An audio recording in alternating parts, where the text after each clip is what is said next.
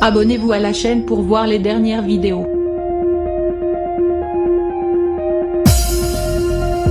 Lorsqu'il n'est pas sur les plateaux télévisés ou en studio de danse, Jean-Marc Généreux passe du temps précieux avec les siens.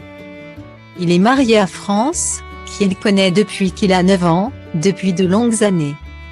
Ensemble, le couple a la chance d'avoir deux merveilleux enfants, Jean-Francis, 26 ans, et Francesca, 23 ans.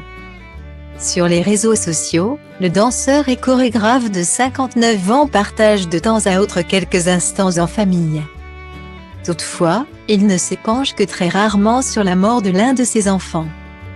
En mai 2014, sur le plateau de La Parenthèse Inattendue, France 2, auprès de Frédéric Lopez, Jean-Marc Généreux s'était confié à cœur ouvert. Il avait ainsi évoqué tout l'amour qu'il porte à sa femme. Son quotidien avec sa fille atteinte du syndrome de Rett, une maladie dégénérative neurologique, mais aussi la disparition de l'un de ses enfants. Dans les contes de fées, on met un prince et une princesse, un roi et une reine. C'est l'histoire de France et moi. Et tu dis que quand tu veux faire un enfant, ça va être facile car on s'aime tellement.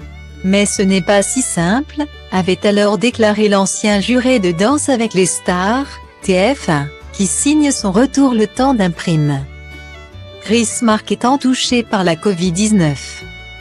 Après un parcours quelque peu compliqué, Jean-Marc Généreux et France apprennent une belle nouvelle, elle est enceinte de jumeaux. Seulement, le bonheur ne dure pas 9 mois. À 12 semaines de grossesse, le couple découvre que l'un des bébés est mort. France perd un des deux jumeaux.